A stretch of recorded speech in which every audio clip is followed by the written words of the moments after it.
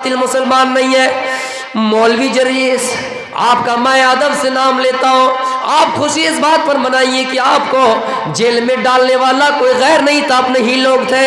اس گھر کو آگ لگ گئی، اس گھر کے ہی چراغ سے عمر بھر جن کو اپنا سمجھتے رہے وہ بھی ہم کو مسیحا سمجھتے رہے. کیا سمجھنا تھا کیا سمجھتے رہے، قاتلوں کو مسیحا سمجھتے رہے. میرے پیارے ساتھیوں، ایسا ہی معاملہ گوتم بدھ کے ساتھ بھی ہوا تھا. ایک لڑکی کو پیسہ دے کر گواہی کے لیے بھرے منچ پہ بڑے سبھا میں بلایا گیا تھا. وہ لڑکی اپنے پیٹ میں گٹھر باندھ کر پیٹ کو بڑا کر کے مجلس میں آ گئے.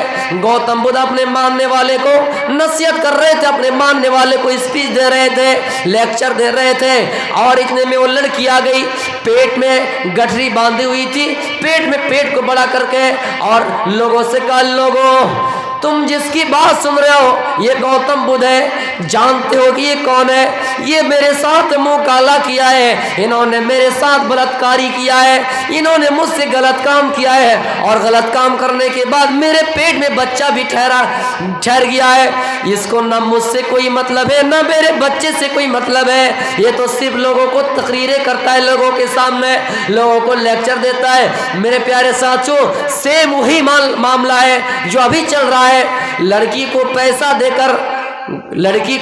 دے کر کہ جاؤ وکیلوں کے سامنے یہ کہہ دینا، کورٹ کچہری میں یہ کہہ دینا کہ میرے ساتھ ایسا ایسا کام کیا گیا ہے. میں کسی انسان کی صفائی بیان نہیں کر رہا ہوں، انسان ہے، غلطیاں ان کے ساتھ ہوں گی ضرور، لیکن کیسی ذاتی دشمنیاں نبھائی جاتی ہے کہ ہم اس کام میں نہیں کر پائے تو اس کام میں آپ کو بدنام کریں گے، ہم اس چیز میں نہیں کر پائے تو اس چیز میں کر پائیں گے. میرے پیارے ساتھیوں، جب گوتم بدھ کے بارے میں اس عورت نے کہہ دیا کہ انہوں نے میرے ساتھ غلط کام کیا ہے، انہوں نے میرے ساتھ برا کام کیا ہے، سب مجلس خاموش رہ گئے، سناٹا چھا گئے. کہ گوتم بدھ آپ نے ایسا کیا ہے؟ گوتم بدھ کہہ رہے لوگوں میں اگر کہوں کہ میں نے ایسا کیا تو تم سب مان بھی جاؤ گے، اگر یہ کہوں کہ میں نے نہیں کیا تو نہیں مانو گے. اس لیے معاملہ کو آگے بڑھایا جائے.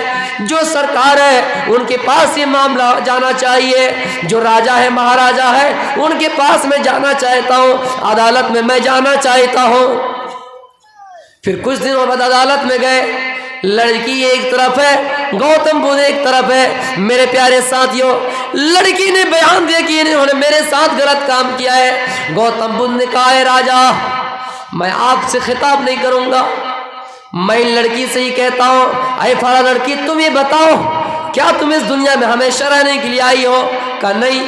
تو پھر سچائی بتا دو کہ تمہیں کس نے اتنا روپیہ دیا، کس نے اتنا رقم دیا کہ تم ان رقم میں اپنے آپ کو بیچ دیے، اپنے ضمیر کو بیچ دیے، تم خود بھی بک گئے، اور پیسے کی لالچ میں تم نے یہ اپنے بارے میں الزام لگا دیا کہ تم نے میرے ساتھ غلط کام کیا ہے. ایسا کہنا تھا. وہ لڑکی تھر تھرانے کر کانپنے لگی کہ ہاں حقیقت میں مجھے پیسہ دیا گیا ہے. پھر وہ لڑکی وہاں سے بھاگی، دوڑتے ہوئے پولیس ان کا پیچھا کر رہی ہے. جو انہوں نے پیٹ میں گٹھری باندھی ہوئی تھی، پیٹ میں کپڑا باندھا ہوا تھا، نقلی سامان پیٹ میں باندھا ہوا تھا، پیٹ کو بڑا کر کے آئی تھی وہ، اور لوگوں سے کہہ رہی تھی کہ انہوں نے غلط کام کیا، میرے پیٹ میں بچہ ہے، نقلی سامان لا کر پیٹ کو بڑا کیا. یہ عورت جب دوڑنے لگی، بھاگنے لگی، اتنا دوڑی کہ جتنا سامان ان کے پیٹ میں تھا سارا سامان نکل گیا، ساری چیزیں نکل گئی. جاء الحق وزهق الباطل ان الباطل کان زہوقا. حق آ گیا، باطل بڑھ گیا. میرے پیارے ساتھیوں، سچائی سب کے سامنے کھل گئی. خدا کو، اللہ کو، ایشور کو یہ راز کھلوانا تھا، لوگوں کے سامنے دکھلانا تھا. لوگوں اس طرح کے حالات پیش آ سکتے ہیں، اس طرح کے معاملات تمہارے ساتھ پیش آ سکتے ہیں. اس لیے ہم اور آپ بغیر تصدیق کے بغیر تحقیق کے کسی کو برا نہ کہیں، بغیر تحقیق کے کسی کے بارے میں برا نہ سوچیں. وہ انسان چاہے جیسا بھی ہو، لنا اعمالنا ولکم اعمالکم، تمہارے لیے لیے تمہارا اعمال ہے, ہمارے لیے ہمارا اعمال ہے. تم جس قبر بھی جاؤ گے اس قبر میں میں نہیں جا سکتا, اور جس قبر میں جاؤں گا تم اس قبر میں نہیں جا سکتے ہو. دنیا کا ایگزام کیا ہے, دنیا کی امتحان کیا ہے؟ ہم اور آپ ایگزام میں بیٹھے ہوئے ہیں, ساتھی کو ہم نے کچھ ہلا دیا کہ فلاں تم فلاں جگہ پہ کچھ بول کے دے دینا. میرے پیارے ساتھیوں, ہم اس کو خرید سکتے ہیں اور وہ انسان اس جگہ پہ اس کو بول کر بھی دے سکتا ہے, لیکن قبر ایک ایسا گڈھا ہے, قبر ایک ایسی جگہ ہے نہ آپ کو کوئی جواب پہنچانے والا ہوگا. ہم نے کتنے ایسی جگہ ہیں باقاعدہ وہاں سے لیٹر آتا ہے, چٹ آتا ہے, سوال کا جواب دینے کے لیے, باقاعدہ جواب لکھوانے کے لیے پیسے دے کر مولوی رکھے جاتے ہیں, ماسٹر رکھے جاتے ہیں, گرو رکھے جاتے ہیں. لیکن لوگوں بتاؤ کیا قبر کے اندر بھی کوئی سوال کا جواب دے سکے گا؟ یہ بتاؤ کہ قبر کے اندر کوئی کسی انسان کی مدد کر سکے گا؟ نہیں. جب نہیں تو ہر انسان کو غور کرنا چاہیے.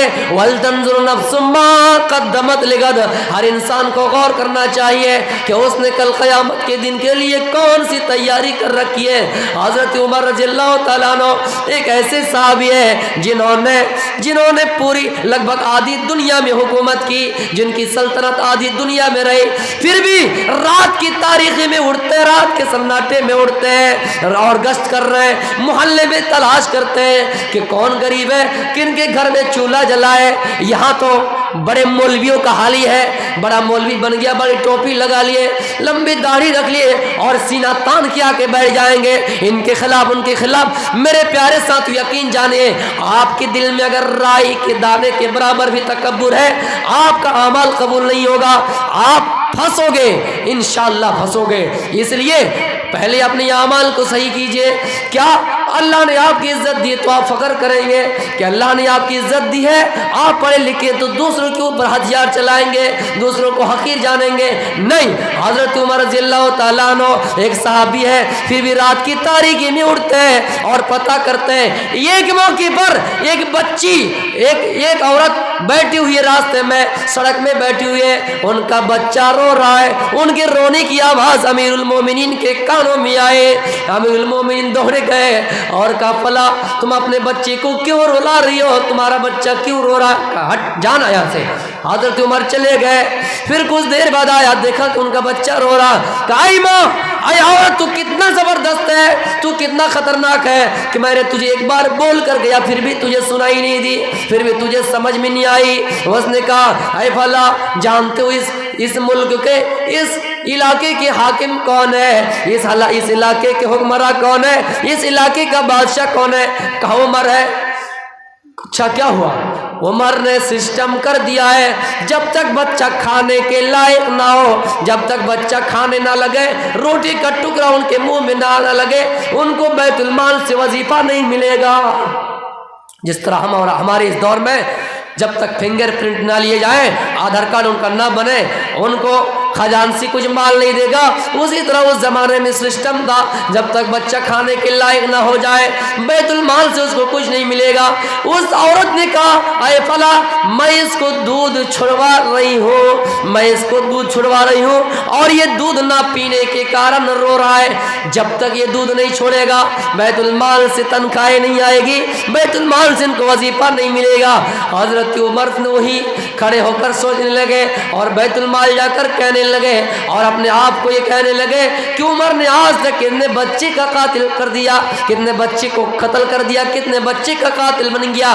چلو جاؤ, آج کے بعد سے یہی اعلان ہوتا ہے کہ جیسے بچہ پیدا ہوگا اسی دن سے ان کی تنخواہ, ان کی سیلری, ان کا وظیفہ مقرر کر دیا جائے گا. کتنی مائیں ایسی ہیں جو اپنے بچے کو رلائے کیونکہ تنخواہ لینے کے کارن. تو میرے پیارے ساتھیوں, عمر رضی اللہ تعالیٰ عنہ صحابی تھے, پھر بھی رات کی تاریکی میں اٹھ کر لوگوں کی خبر لیا کرتے تھے. ہم اپنی تقریر کو یہی سے ختم کرتے ہیں, 2+ ہو گیا. میرے پیارے ساتھیوں, آخر میں دعا ہے باری اللہ اس جلسے کو قبول عطا فرما. ہمارے اندر جو بولنے میں غلطیاں ہوئی ہیں آپ ان کی اصلاح کر